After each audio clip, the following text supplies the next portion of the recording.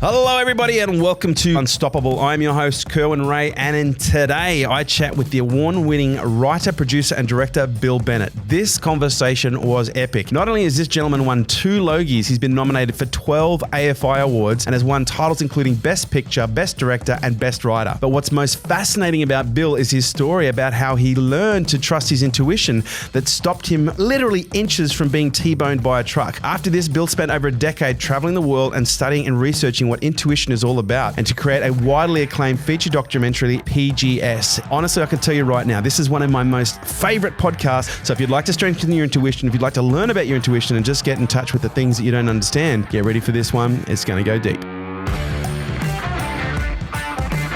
All right, ladies and gentlemen, welcome Bill Bennett. Lovely to be here. Thank you. Great to have you here, mate. Really good. Now, I have to say, the reason we've got you in here is obviously to speak about intuition, and it's something that's played it's been a central role in my life ever since I can remember. So I'm really excited to see where this can go. But I know I interrupted the conversation that we just started because I want this to be as natural as possible, but I'm really curious to know how you got to do what you're doing, because you actually had a background in media, but you started off doing something different. Studying medicine, yeah. Both my parents were dentists, and it was kind of required for me to go into one of the sciences, and anything that was arts related was kind of a bit, on the nose. Yeah, right. But I'd always loved writing, and from a very early age I'd written and taken photographs and got stuff published.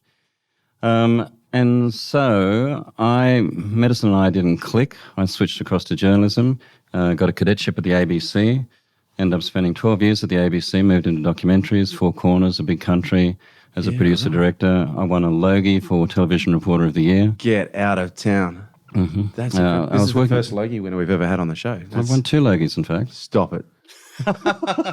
Now he's just bragging, Tim. Yeah, I am bragging. Yeah. That's great. Yeah, one for Most Outstanding Documentary, which was something that I did with Ray Martin for the Nine Network. Right. And the Television Reporter of the Year was with Mike Willesee. Wow! So you've worked with the big dogs. You've worked with some of the biggest reporters out there. Mm-hmm.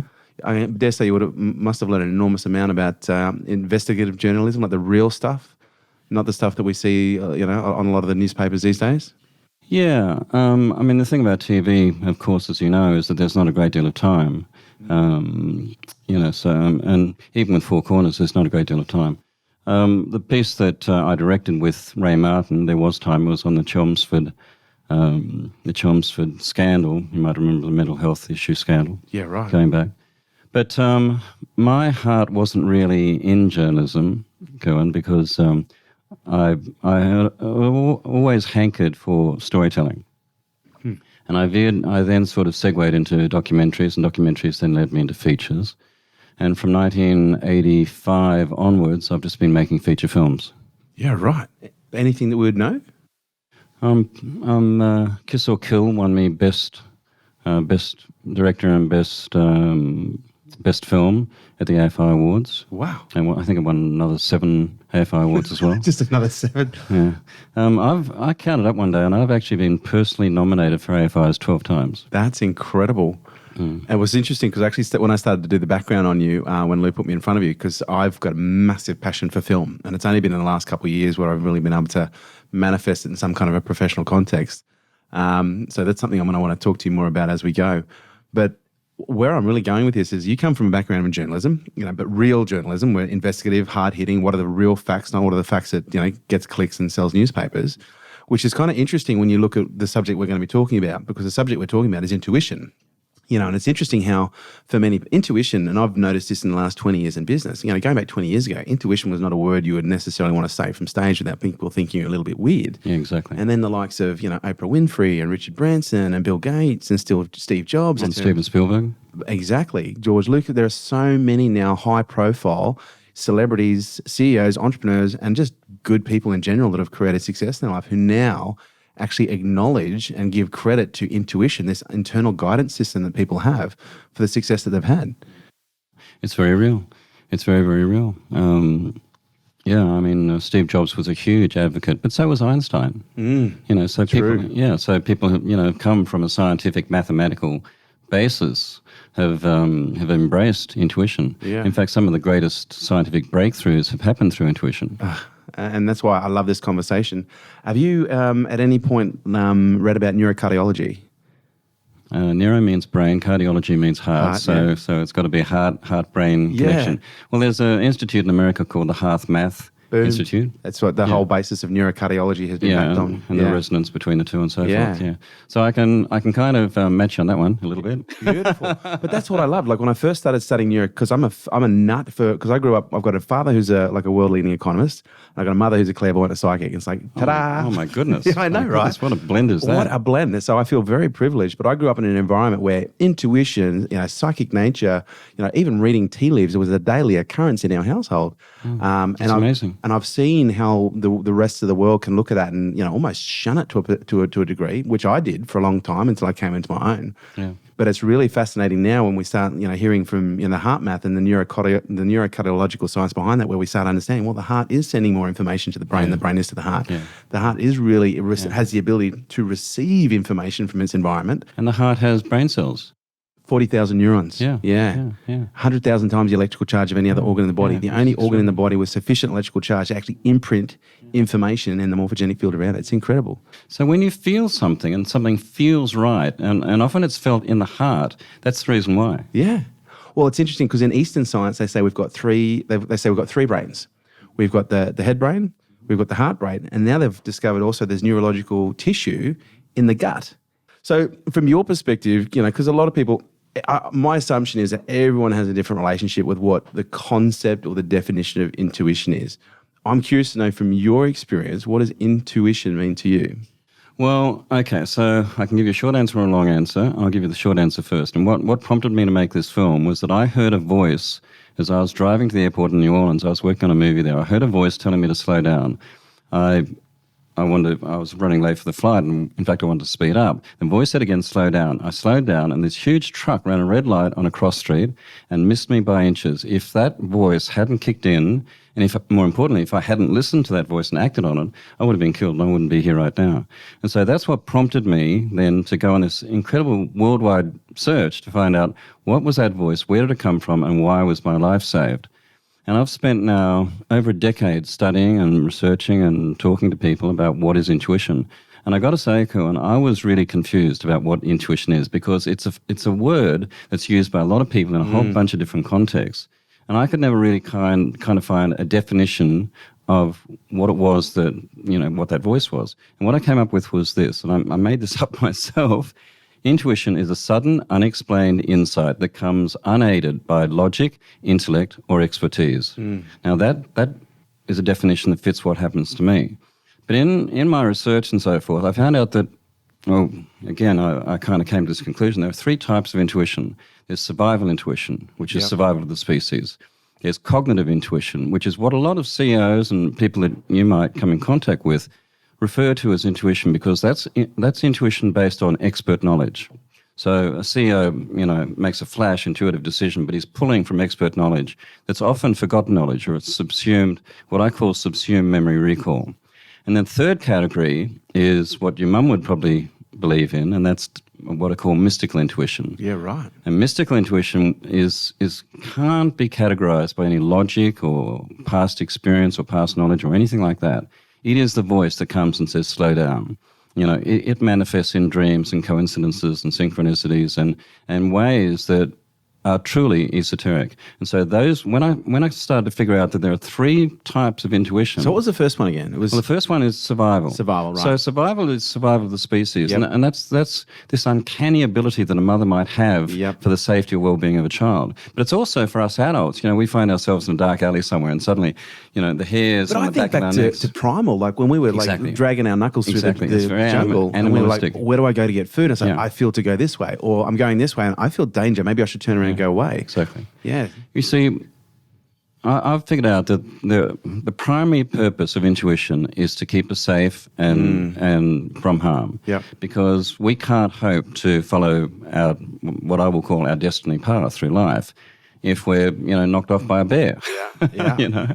We can't evolve as a species if we keep wiping ourselves out, walking off cliffs. Well, exactly. Yeah. And the second purpose then is to send us signals constantly to keep us on our path through life and to guide us. Yeah. I've come up with this term, personal guidance system. Love it. PGS. Yeah. Intuition is your personal guidance system, and it guides you, and it guides you personally. Each person has their own intuitive system. It's unique to them. We're born with it. We come into this world with it, and it's designed to guide us through life. Why do you think so many people don't trust it? Because it's something scary. I've learned that we've all have, but I've also discovered it's like a muscle. And for many people, if it ain't bulging, it's not being used. But why do so many people, why are they afraid to trust it even in the first place? They're scared of it because what intuition does is it takes you into the unknown, and people love to stay in the known. Intellect and logic is a survival instrument, and most people are in survival mode. They want to keep their job, they want to keep their relationship, they don't want to step into the unknown. The thing is that logic and intellect will contract you. It works in the past tense. Intuition works in the future tense. Intuition will lead to expansion. Logic and intellect and rational thinking will only lead you into archives, into past experience, and you can't hope to expand. It leads to contraction. It's survival. And when we're in survival mode, we contract. Going back to the cave, we go back into the cave. All the great discoveries have been have really come through intuition, because intuition takes you into the unknown. It is a leap, but most people are they're wanting to survive each day. They don't want to. It's scary. It's scary to face the unknown. It's scary to jump off that cliff, and hope that the universe has got a safety net there for you, and it does. Do you think also sometimes intuition plays a bigger game than we do and sees way further down the road than what we can? And so sometimes it may guide us into a direction or to a decision that may appear at first glance as being bad, but based on bigger perspective, like 5-year journey, hindsight kind of thinking, it's actually good. Yeah. It happens all the time, and I've heard stories after stories. Somebody told me this story about he was going to see an old girlfriend, hoping that the flame would be rekindled on the way. And his intuition had said, you really do have to see this girlfriend because she will end up being the love of your life. On the way, he had a dreadful car accident. He was put in the spinal unit, and he was thinking to himself, "Yeah, thanks, intuition. you put me in hospital, wow. mate. Yeah, good job." Yeah. But the nurse that looked after him, he fell in love with, and she turned out to be the romance of his life and ended up marrying her. And so, at first thing, he thinks, well, intuition's really stuffed me here. Yeah. It's put me in the spinal unit, but in fact did lead to the love of his life. And that's where I think, because we've got trust and we've got faith. The trust is, okay, I trust that I'm getting the right message right now and it's putting me in the right direction. But then it's the faith in going, okay, this isn't necessarily what I expected, but I need to have faith that there's a bigger picture going on. And I'm not talking about religious faith. I'm talking about faith in insight. What do you think it is that prevents people like having the faith that, okay, something bad's happened? Because I've seen this firsthand. People go, well, I trusted my intuition once and something bad happened. I'm like, well, but you don't realize it's perhaps playing a bigger game than you. Why do you think what's missing for the faith game? I have an interview in the film that I've done with Kerwin. Now, Kerwin is one of the most esteemed medical intuitives and scholars, religious scholars in the world. Caroline May said something in the interview that really stuck with me. She said, "How do you know what's a bad thing? How do you know what's a bad thing?" And I thought about that. In editing, I thought about that a lot, and I thought about all the bad things that have happened in my life. Relationships that have broken down, or jobs that didn't go where I wanted them to go, and all these sort of things. And I realized that, in fact, had they not happened, I wouldn't be here right now being the person that I am. And I'm really happy being the person that I am right now. And I realized that those bad things, in fact, ended up being good things. One of the things that I have come to believe is this, and that is that we are all born with a purpose. We come into this life with a purpose, but we forget that purpose. Yeah. And what our intuition tries to do is it tries to keep us on track. It kind of tries to keep us on our destiny path. And it does so by what I call DMs, direct messaging. Yeah, right. Now, For all the millennials out there, that's what you get on Instagram. Exactly. It is, I call it a DDM, divine direct messaging. Oh, I love it. And when at its heart, really, when you break it all down, that's all intuition is. It's a messaging service, and it's pinging us all the time. Yeah. And it might be through dreams, it might be through something that you see on the side of a bus, as it's going by, and you go, oh my goodness, I really should do that. And then you do that, and then that ends up being something that, opens up another aspect of your life. So there are all these ways that intuition is trying to catch your attention. And one of the things that we don't do, Kerwin, is we don't pay attention. Because once again, we're in the survival mode. We shut down everything, and we don't pay attention to how intuition is trying to interact with us.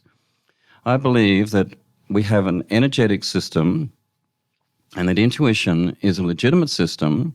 It just works within this energetic realm. But it's legitimate, like our digestive system, our nervous system, our immune system, and so forth. It is a legitimate system, a functioning system. It's just that science won't validate it because they don't yet have the instruments to measure it. And if science can't measure something, they say it doesn't exist, it's not real. And, so much of us are ruled by what science tells us. But in my research, I discovered that 160 years ago, science didn't know that germs cause disease. Now, that was a kind of breakthrough for me. If 160 years ago, science didn't know that germs don't cause disease, what doesn't science know right now? A lot. A lot, because germs have always caused disease. Well, it's interesting because I'm sure you must have seen the heart perception studies that have been carried on, not just, in different universities around the world. University of Arizona, they did a lot of pioneer studies on the heart's ability to precognitively determine information in the field before it presented. And for those people who aren't familiar with it, they basically had this software algorithm that presented 4 different types of pictures. There was a romantic, loving picture, there was like a peaceful sunset picture, there was a highly sexual picture, and there was a highly violent picture, or terrifying picture. And so they would then measure them, EKG, skin moisture, everything. They measured everything, every single response that you could have, and then they would show the individuals the pictures and create the baseline. And then the computer would get set into what's the fucking mode called? Where random, where even the algorithm itself didn't even know what picture was going to be shown next. It was completely random. But what was interesting is there were a number of organs that actually precognitively were able to determine based on the original baseline of the response from the original showings of the pictures. But the one that had a precognitive ability that far outweighed any other was the heart. So I'm curious to know from your perspective, what role do you think the heart plays when it comes to intuition, or does it play a role in your perspective? Well, what I've come to believe is this, and that is that, and you see, Western medicine doesn't acknowledge the chakra system. So your mother would know all about the chakra system, of course. The chakra system is this system of energetic nodal points throughout your body. There's 7 of them, but there are many more, but the 7 main ones. And interestingly, the chakra systems connect with those parts where intuition actually manifests. Now, there's a heart chakra, for instance. There's a gut chakra. There's a crown chakra. There's the third eye chakra, and so forth. What I believe is this, is that intuition enters our energetic system. That energetic system is both outside of us and inside of us. It shifts from the outside into the inside. It connects with those chakra points, and those chakra points then, and what happens is there's kind of like an interface. There's an exchange of information between the energetic and the physiological. So we talked about the gut and and the heart with the brain cells and so forth. There's this exchange of information on an energetic, physiological level. And so we feel something in our heart. We feel something in our gut. We have a sense of knowing, from those various chakra points. And that, in essence, is how I think it works. So this is where I find heart math really interesting. Heart math, or the neurocardiology, because I think that's got a stronger basis. Heart sends 10 times more information to the brain than the brain sends to the heart, which says to me the heart's constantly communicating to our brain. But the information is, it's twofold, I'm going to assume, based on what I've researched. The neurology of the heart, what is stored, what are the memories that are stored in the heart. And for people who go, well, the heart doesn't have memory, all you've got to do is Google, a heart transplant phenomena and discover that people who have heart transplants often experience memories, sensations, and even in some cases addictions that they never had before. But the heart's sending 10 times more information, and it's sending it from the neurology, which is what has it been programmed for, but then also the environment, because it has this ability to receive information. So it's sending this information in, from what I can see, to the head. Why is it then that the head in many cases either can't hear it? We've already talked about why people don't act on it. But what I'm curious is, why do some people go, well, I just don't hear, I don't feel it, I don't hear it, I don't have this voice, I don't get this feeling? Well, you talked before about atrophy, about the muscle, Yep. and We suppress our intuition. It's drummed out of us as kids, in school with peer pressure, all of those kind of things. And science is one of the, is one of the big bully boys, that tries to beat us out of it. You see, what I'm really fascinated, because in this film that I've done, I've interviewed some of the top scientists, neuroscientists, research scientists into human consciousness and so forth. But it seems to me that all of the scientific research is going into proving that intuition exists. And I start off from the solid foundation of, intuition exists. Forget about it. Forget all this scientific stuff, all this crap, about trying to prove it exists. It exists because it saved my life. Intuition saved my life, so I know it exists. I'm interested in science telling me why it exists and how it works and what its overall function is. And as far as I know, science hasn't done that, and I think it's a long way from it. That is such a good point, yeah. And a lot of people hide behind the need for science to validate their intuition. If science can't validate it, then it can't be real, and they're hiding behind it. But those people have intuitive responses all the time. They just don't know it, or they don't acknowledge it. And so this muscle that we talked about atrophying, it's a weak, puny little thing. So when the big decisions come up, should I go into a long-term relationship with that person, or should I take that job opportunity, or should I make this business decision?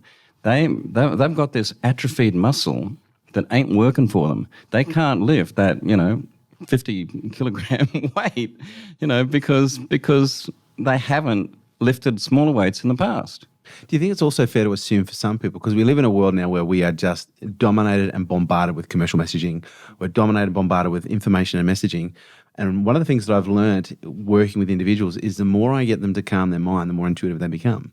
Because it's almost, the way I view it, and this is the analogy, you literally have the creator sitting on your shoulder and he's whispering the secrets of direction, the secrets of life, and the secrets of decision-making in your ear, but you're standing in a mosh pit of a U2 concert and you can't hear shit because your brain is just so noisy. So do you think that there is a role in, obviously it's a muscle, we've got to learn how to lift it and how to use it, but do you also think that there's a level of quiet that's required in order to have that level of reception, to have that tuning? Absolutely. My film goes into 5 steps into how to access your intuition. Stop, listen, ask, trust, follow. Oh, I love it. So stop, listen, ask, trust, follow. And stop is the first step. And, it's like you've got to stop and you've got to get rid of all the distractions, put your cell phone in another room. But, a lot of people think, for me to really become intuitive, I've got to take up meditation. That's a load of crap. You don't. I mean, I have some of my greatest intuitive moments in the shower, in the morning. Which is a form of meditation. It is, absolutely. And also you're coming out of that sleep state, so your soul hasn't kind of, come back into your body quite yet. Yeah. So you but walking along a beach, going for a swim, taking the dog for a walk, these are times when you can still your mind. But, so many times we walk along the beach and we've got, headphones in, we're listening to podcasts. Oh, sorry, with respect. It's okay to listen to yours. Funny, current podcasts that have very well qualified, incredible people on them. Absolutely. I know I do. But you know what I mean? I mean, we've actually got to consciously detach from all the noise around us so that we can listen to that little bird, as some people call it, that quiet voice. Because, it is wiser than us. It's trying to tell us stuff that is going to actually better our life. Yeah, there's this old fable, good or bad, hard to say. You've probably heard it before. And it's perfect for this conversation. There's a farmer who goes out and buys a horse, goes to the markets to buy a horse, doesn't get the horse that he wanted, only can get a horse that is less than that can't do the exact job that he wants, brings it home, and the neighbor goes, it's so terrible that you couldn't get the horse you wanted. He goes, good or bad, hard to say. The next day, the horse runs away. Neighbor comes like, terrible situation, horses run away. He goes, good or bad, hard to say. 3 days later, the horse comes back, brings 9 other wild horses with him. Neighbor comes back, you're so lucky, you now have, 10 horses. Your horse brings back, another 9 horses. He goes, good or bad, hard to say. 3 days later, his son is getting on one of the horses trying to break it in, gets kicked off, breaks his leg. Neighbor comes like, oh my God, that's terrible. He goes, good or bad, hard to say. 3 days later, the army comes through, conscripting, is that what it's called? Mm-hmm. People to join the army, and they look at him with a broken leg and go, I'm sorry, we're going to have to overlook you and move on. neighbor comes over, oh, you're so lucky. And again, good or bad, hard to say.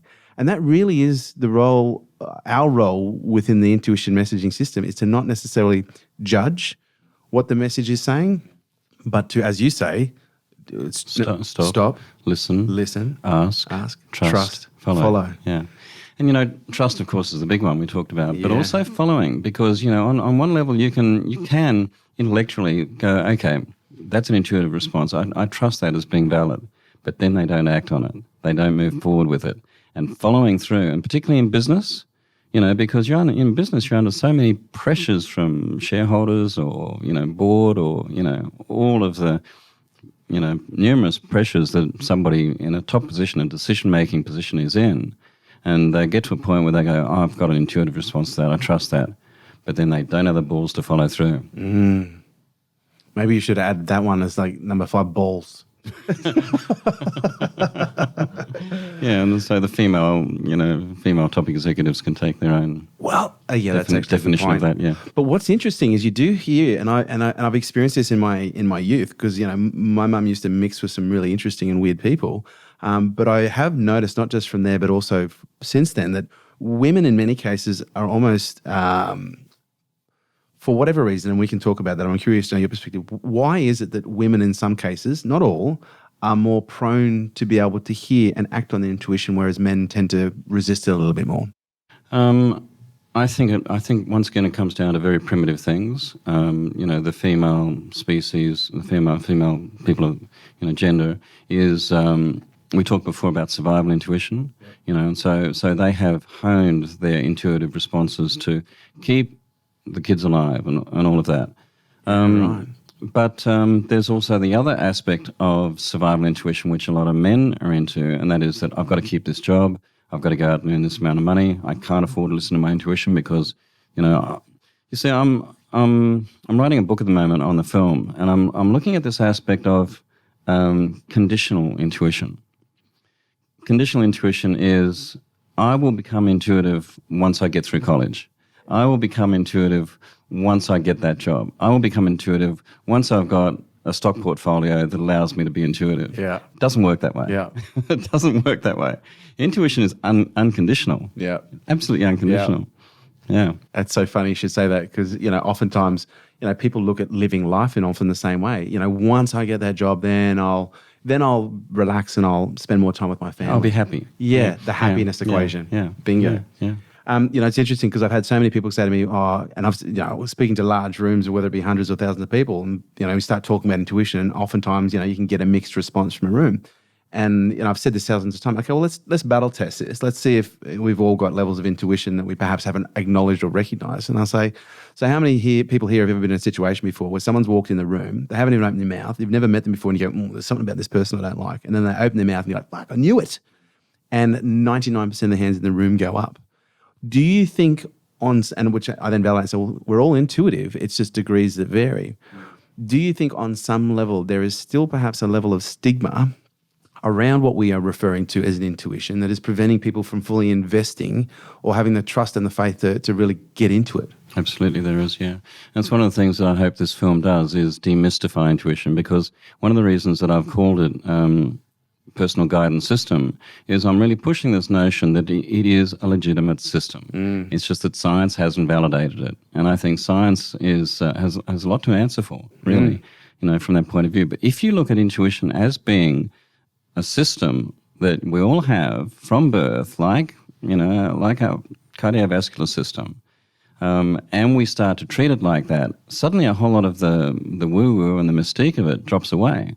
And one of the things that I hope to do with this film is also make intuition accessible to men, because I think if more men became intuitive, we would have a less combative, less hostile, less competitive world, really. Well, and that kind of is where I was going with my and question. Judgmental too. And I agree 100%. And that's where I was going to earlier, because one of the things that I've seen, and I'd love to hear your perspective on this, that prevents both men and women, but it is typically more dominant in men, from listening to their intuition, is this thing that we now call an ego. And again, ego is very much like intuition. It's gone from being a buzzword to something that is now discussed on a very regular basis, especially in business. and personal lives. But do you think the ego plays a role, depending on how it's been programmed, in preventing us from listening? People that I've interviewed for the film say they talk about ego as being the small self, and intuition being the higher self. And the small self is, it's like the bully boy, wants to take control. Obnoxious, arrogant, wants to control everything. That's thinks right. it knows everything. It's That's always right. Yeah. And certainly in New Age thinking, there is a large school of thought that says that ego is a bad thing. That it's trying to crush the mystical, crush the divine, crush the those innate qualities that we all have. I disagree. I am so on with you right now. Keep going. I really disagree because I think we need ego. It serves a purpose, like everything. Exactly. There's a purpose to it. Exactly. And what I think that purpose is it defines us as people. In other words, we give service to our family, we give service to our job, we give service to the world because of our ego. And it's individual to us, it's particular to us, and we need it. Where intuition and ego work together. Okay, so you can get an intuitive response. You can get an intuitive response. I'm going to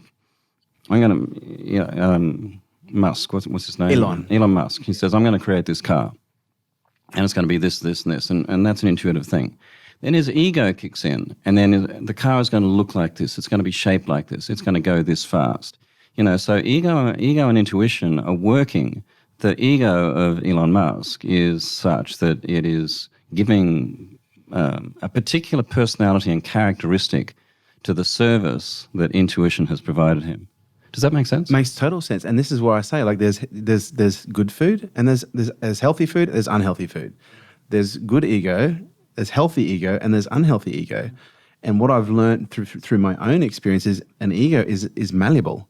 It's like a muscle. If it's unhealthy and it's weak, it can be developed to become stronger and healthier if we develop it in the right way. Because I think oftentimes people's ego has been programmed through, whatever references they've got from being grown up to be, and because he said it's a representation of self. I think you said something to that effect. Small self. Small self, right? And psychologically speaking, I think that's very true. But I often think our ego is a product of training. An ego is a product of our environment, whether it be healthy or otherwise. And parenting. Parenting. Boom. Oh, that's a whole big one. Yeah. But yeah, I actually have learned that ego is something we can shape it, we can morph it, we can exercise in a way to become healthier so that it's not a dirty word, because I think that is the challenge, because everyone's going, well, ego is a dirty word, check your ego at the door. And yes, we should be checking our unhealthy ego at the door. But like you say, a healthy ego, from my perspective, is the reason why we have so much innovation in this world. It's you need it. You really need it to fulfill those promises and those dreams that intuition has provided you. That's beautiful stuff. So again, I want to look at, before we dive into those steps, some of the things that also inhibit the ability to hear intuition. And we've talked about how the brain can get so noisy, but there are other biological factors that can, from my experience, it can prevent people from being able to interpret the intuition that's coming through.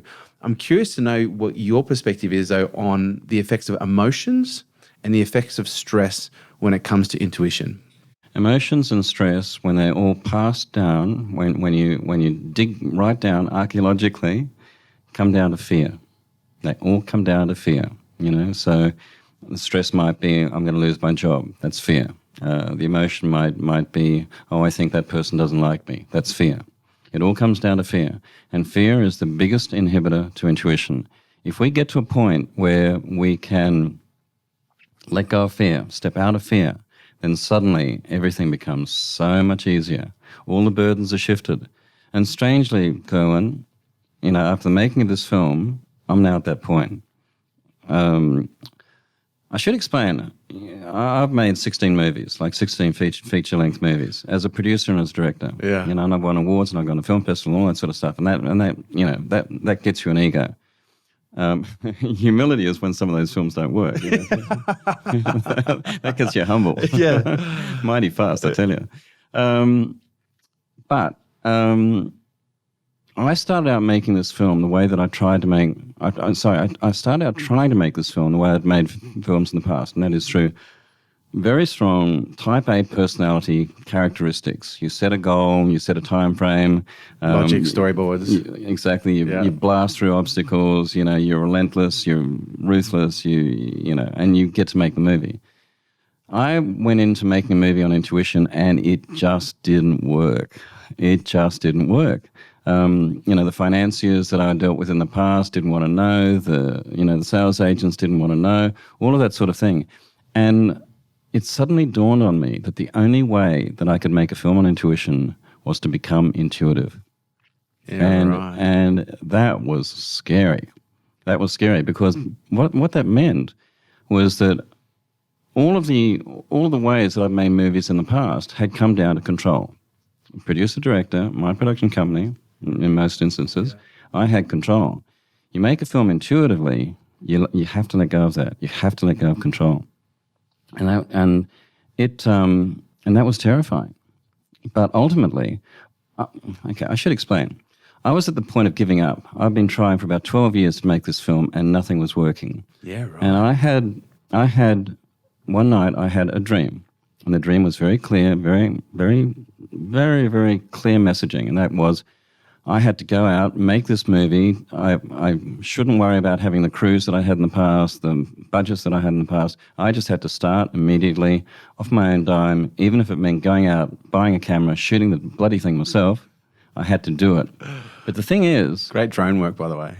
Thank you. Yeah, he's a good drone operator. Yeah. Scotty Last, he's good. He's got to pay me for that plug. I woke up out of that dream and I looked across at the bedside clock and it was 4:44 in the morning. Okay, so now I thought, I wasn't into numerology at that point, but I thought this is weird, because the dream was so clear. I mean, it was like a cliche, like sitting up in bed, eyes bug-eyed, wide open, and then I look across, it's 4:44. So still at that point having these type A personalities, I sleep with my iPad. So I immediately Googled, what does 4:44 mean? And up came entry after entry after entry, essentially saying the same thing, and that is that it is a very powerful, spiritual, angelic number telling you that you, at this moment, are surrounded by angels, archangels, and spirit guides. They are urging you to move forward with your endeavor. If you use your... Hope you weren't sleeping naked, by the way. Because if they watch... Anyway, carry on, sorry. I'm going to think about that one. If you... No, essentially what it said was that these spirit guides and angels have got your back. Yeah, right. And that if you move forward, trusting your intuition, it will lead you to great success. So here I am, right, in bed, naked, or not naked, I can't quite remember. We'll add the photos to back that up. And thinking, what the hell do I do? Like I've just had this dream that could not have been more clear. And then I'm reading this about what 4:44 means. What do I do? And I decided at that moment that I would believe that. And in believing that, the film got made and it changed my life. Wow.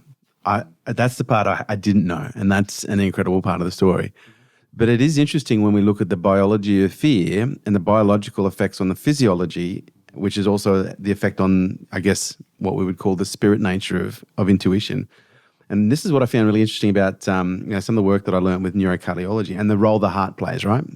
Is when we experience fear, we release a number of biochemicals, number of neurohormones. One's adrenaline, one's cortisol. Cortisol reduces our IQ by as much as 30 to 50% in like 7 minutes. And adrenaline and cortisol, when kicked off together, actually contract our visceral sac. And the visceral sac, are you playing with me here? You know what this is? It's a bit above the other sac.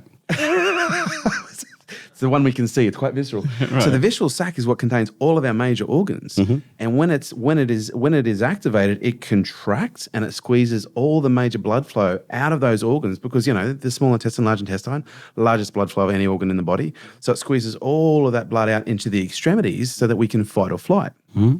But what's interesting is, first of all, we used to live with the saber-toothed tiger out there, and now for many people, they live with the saber-toothed tiger inside their head. Yeah. And so, they're in many cases stressed all the time. Yeah. But one of the things that I discovered through the study of neurocardiology is every organ is affected and blood flow is limited, oxygen is limited, nutrients is limited, and also the ability to eliminate is limited, which over a long term can create dysfunction or dis-ease within an organ. But also I started to recognize that the heart rate variability, which is the heart's ability to open and close, but the heart's ability to fully open properly is actually compromised when stress is engaged. And so what I'm curious to know is, do you think there's any connection between, fear preventing us from becoming intuition based on those biological factors, or is it just a coincidence? No, it's not a coincidence at all. Before I talked about contraction, it's exactly what you're talking about. Logic, intellect, small self-ego, bad ego, if you like, leads to contraction. And what you're talking about there is you're talking about, the physical manifestation of that. It's contraction, whether it's on an energetic level or whether it's a physical level like that. It is contraction. We talked about the cave before and the saber-toothed tiger. That contraction means going back into the cave, hiding in, the darkest corner. And, what intuition leads to is expansion. So if you find those still moments, if you find those quiet moments... Which, by the way, is the purpose of the universe. Yeah. It's constantly expanding. Well, exactly. Interesting. But what's interesting about the universe is that we don't know what most of it is. 98% of it, I think, is dark matter. We still haven't figured out what dark matter is. Now, if dark matter, in fact, is consciousness, then it becomes interesting. You could drop the mic right now. You literally could. I had this conversation with a friend the other day. I was like, do you believe in aliens? They're like, oh my God, alien theory, that's just, and I was like, I said, what's obnoxious is we're this tiny little freckle of a planet in this vast, incredible, dimension of multiverse, and you're arrogant enough to assume that there's just life on this planet. Now, I know this is going to freak a few people out playing at home, but there is a much bigger game going on. And like you said, 98% of this universe, we have no idea what's going on. Yeah. But what's interesting... Well, we still don't know what gravity is. Yeah. This is one of the problems I have with science. I've got major problems with science. I think science is, good. But coming back to this thing that science hasn't acknowledged the chakra system. The chakra system and the energetic flows within our body is something that acupuncture is based on, Chinese medicine is based on. Thousands of years. Thousands of years, And a lot of people, even in the West, swear by acupuncture and these kind of energetic healing processes. But Western science won't do it because they don't have the instruments to measure it. It comes down to something as simple as that. And also maybe there's a bit of ego in there. Yeah. And maybe also bad ego. Yeah, bad ego, and also commercial viability, because we do, there are a lot of people who make a lot of money off people not being well. Yeah. You talk about paying attention, and it's so funny you should say that. We're talking about paying attention and contraction expansion. There's a guy that I'd love you to meet. His name's Chris Barkway. He was actually featured as the guy behind a book called The Magician's Way. Oh, yeah. Have you heard of the book by any chance? I have, yeah. Okay, Magician's Way by William Whitecloud. So William actually did. Oh, yes. William Whitecloud wrote the book after he did this coaching session with Chris Barkway, and I think he called him in the book Steve Addington in the book. And when I read this book, I was like, oh my God, first of all, is this real? And is this person in this book, Steve Addington, is this guy real? And I ran downstairs and I gave it to I told my roommate, I was like, you got to read this book. So he read the book. And then he comes up to me, he's like, is this guy, because he's a golf nut. I'm not a golf nut, but I like the psychology of golf. And he comes up and he goes, is this guy real? Is there really a Steve Addington? I was like, I don't know, but I need to find out. No kidding. 2 weeks later, my roommate comes home. This is like 15 years ago, 16 years ago. He goes, mate, you are not going to fucking believe what just happened. He goes, I said, what happened? He goes, I was just in the supermarket walking through, saw a guy I haven't seen in 5 years. He says, so what have you been up to? He goes, oh, mate, I've been playing lots of golf. He goes, oh, really? He goes, you should speak to this guy called Chris Barkway. He says, why? He goes, oh, he's just this really good golf coach. He goes, hey, give me his number. I rang him on the way home. And Chris Barkway says to him, so tell me what you're after in a golf coach. He goes, well, I just read this book called The Magician's Way. And then there's laughter on the other telephone. And Rowan's like, well, what's so funny? He goes, I'm Steve Addington. I was like, whoa. So anyway, we all connected, became best friends. Okay, so just on that for a second. Do you regard that as a random thing? Or do you think that there are larger forces at play? I always believe there are larger forces at play, but I think I do have an unfair advantage based on the way that I was brought up. And I think coincidence, and even the term serendipity, is often a way that we can justify these things as, wow, that was just See, to me, the word coincidence is that either a fortunate or unfortunate situation that happens. Mm-hmm. But to me, there are no coincidences. Everything is happening exactly as it should be, how it's been laid out. We do have a level of ability to affect, but I think everything is divine in its nature. Mm-hmm. But that's just my perspective. Mm-hmm. But what was interesting is when I started working with Chris, I started getting these coaching sessions. Mm-hmm. And so I'm out in the, I think it was on the 9th hole of Balgala golf course. And it was a beautiful sunny day, and I was going through some pretty heavy stuff at the time. One of my businesses I was looking at exiting for a whole range of reasons that weren't good. And he goes to me, came in. He goes, you're just focusing on the wrong thing. He says, because whatever you focus on expands. And, I was like, well, yeah, I've heard that. I've studied a lot of psychology. I get it. It's, nah, mate. No, you don't get it. Close your eyes. So I closed my eyes. He goes, I want you to focus on the birds. Just focus on listening to the birds. And so as you'd expect, what we focus on, what we pay attention to expands. So I started hearing more and more birds. But then literally, I was woken out of this state. I literally had to open my eyes because a flock of fucking lorikeets, and you know how noisy these little guys are, came screaming through. These are bright red, bright red, bright green, bright purple, blue, and they came screaming and twirling through us. And I opened my eyes and he just looked at me and he just went, whoa, like, whoa. And then he goes, okay, let's try something new.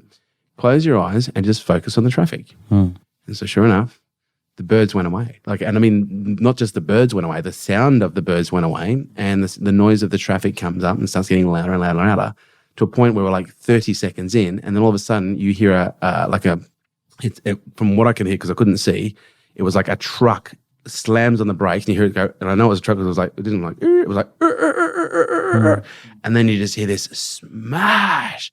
We both throw ourselves open, and he just goes, okay, well, first of all, we'll stop doing that. Yeah, Kerwin, I mean, you're responsible there, possibly for, severe injury, but mate. That's what I said to him. I was like, dude, how do I live with this? He goes, well, first and foremost, you didn't see it, so we don't know if anyone was hurt. He said, that could have just been, and again, everyone's going to go, oh, come on, for God's sakes. But he said, all you heard was sounds.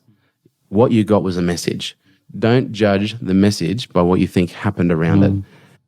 But, what's interesting about that story is this, and that is that what I believe is that our intuition, those larger forces at play, if you like, are constantly pinging you saying, oi, we're here, and we will show you that we're here.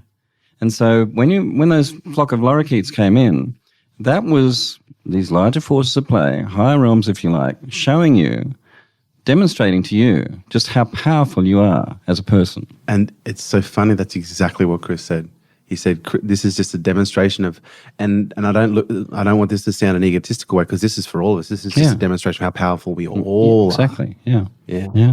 And it's interesting because because I teach, I'm a bit of a freak in the business context, because I actually teach this in business, which is something that is quite unusual for the most part. And I call it the unfair advantage, because the unfair advantage in business is knowing what moves to make before anyone else knows, you're even making a move. And that's where intuition fits in. Big time. Yeah. Exactly that.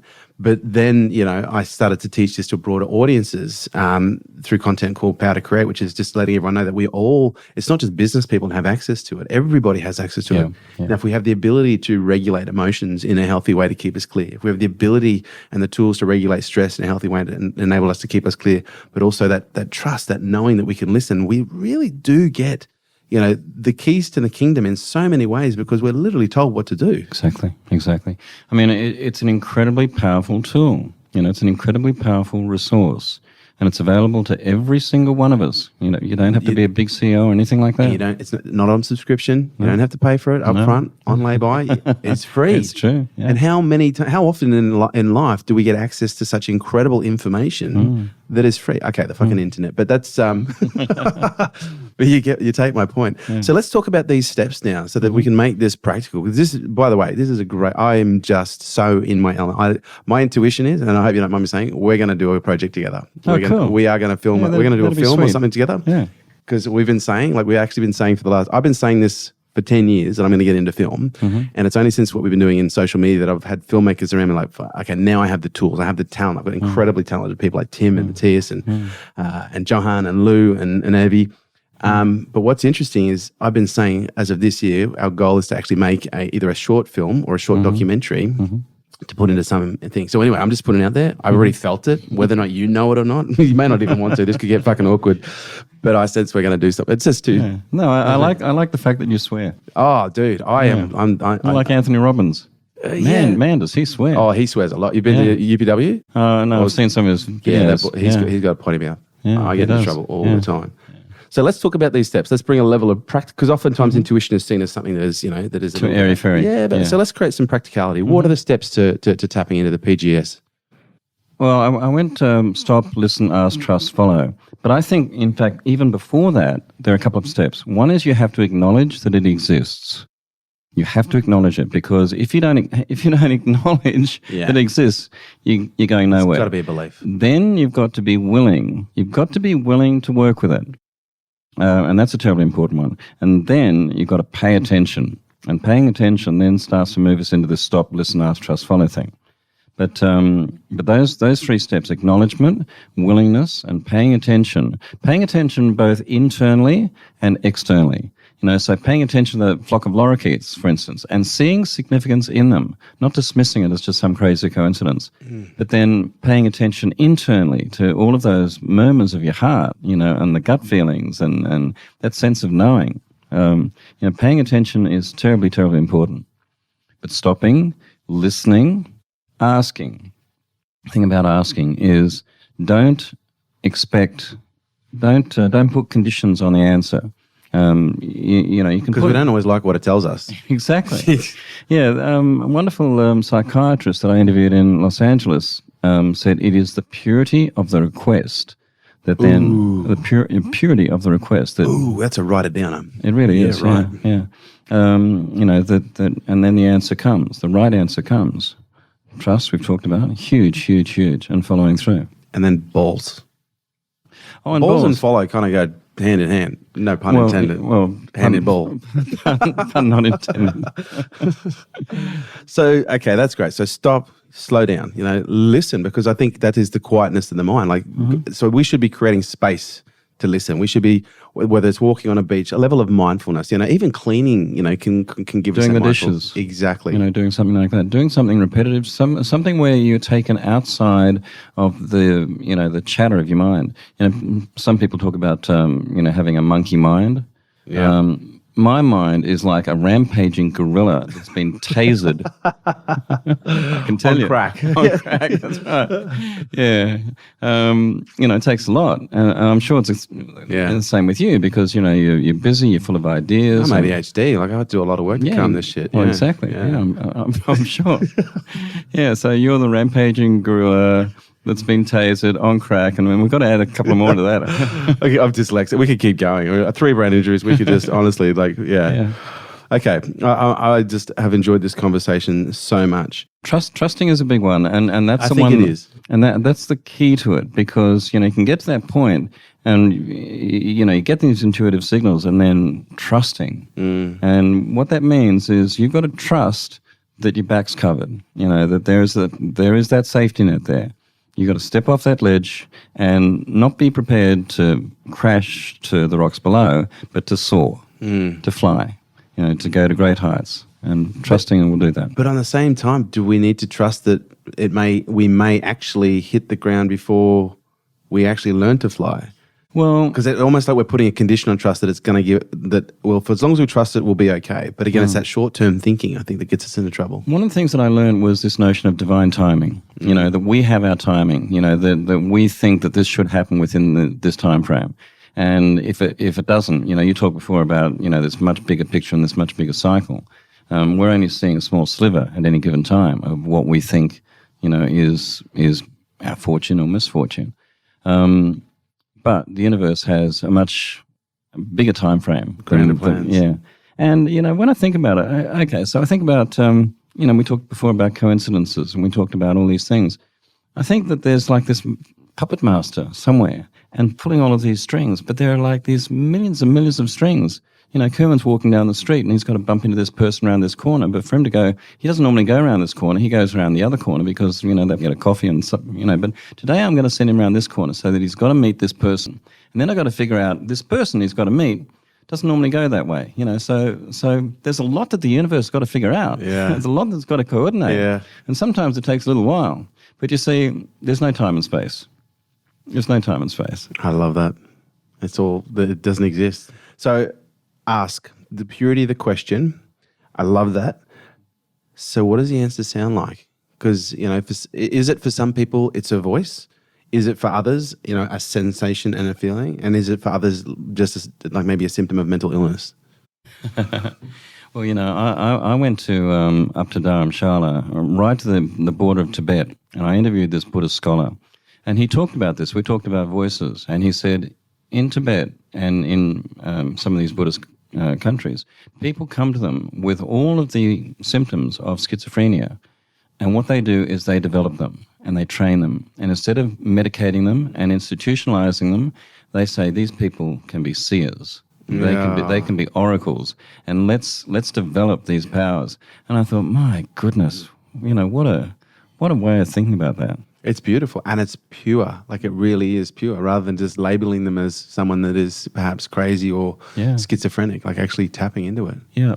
Getting back to your question, I talk about personal guidance system, and everybody is different. Like, I heard this voice, but my intuition now works with me day by day, just on a sense of knowing right and wrong, yes or no, and I've learnt now to go, not even question that. Okay, so... I had a sense of knowing that this interview would work out really well. It's a bloody good interview, you got to say. Because honestly, I watched your other interviews and you came across a little bit like a dry biscuit, and it wasn't you, it was the people interviewing you. No offense. Oh, yeah. Well, I can blame them. Yeah. But also, I got to say, Kerwin, it's taken a little bit for me to come out of myself. To talk about this stuff. Is it the confidence to talk about it? Well, because the film is a very personal story. Yeah, right. And somebody said I'm coming out of a spiritual closet. Yeah, very much. So I'm getting more comfortable with it and talking about personal things, and also talking about things that are of a mystical nature, which a lot of people are very uncomfortable with. Yeah, but sayos, by the way, are very good. Sayers? Dry biscuits? Dry biscuits, yeah. I know, there are so many places we can go, and we won't, because we already went there in the post, I should say. Look, Bill, I'm incredibly grateful to have you here. For people who want to find out more about you and find out more about this incredible movie, Personal Guidance System, where can they find out more? Probably the easiest place is the film's website, pgsthemovie.com. Fantastic. And if they just Google my name, billbennett.com.au, then they'll find out about me. And tell me you're across social media. You're all across social media. You're across Instagram, Facebook. Yep. As Bill Bennett? As Bill Bennett, right. Yeah. Or PGS the movie. Okay. And for those of you playing at home, by the time we finished our project together, you will love me calling you Billy. Right, I'll call you. Let me think. What can I call you? Call me whatever you want, as long as it's not late for a meal. Ladies and gentlemen, an absolute honour, real pleasure. Bill Bennett, thank you so much for coming in. Thank you, Kerwin. Thank you. There you have it, guys. Thanks for tuning in to Unstoppable with me, your host, Kerwin Ray. And do me a favour, don't forget to drop me a review on iTunes. Would love to hear what you think. I love reading what you guys have to say. And your reviews make sure we keep creating killer content just like this. If you want to stay up to date with me and all my movements, please jump onto the website, kerwinray.com. And also check us out on social media at Kerwin Ray.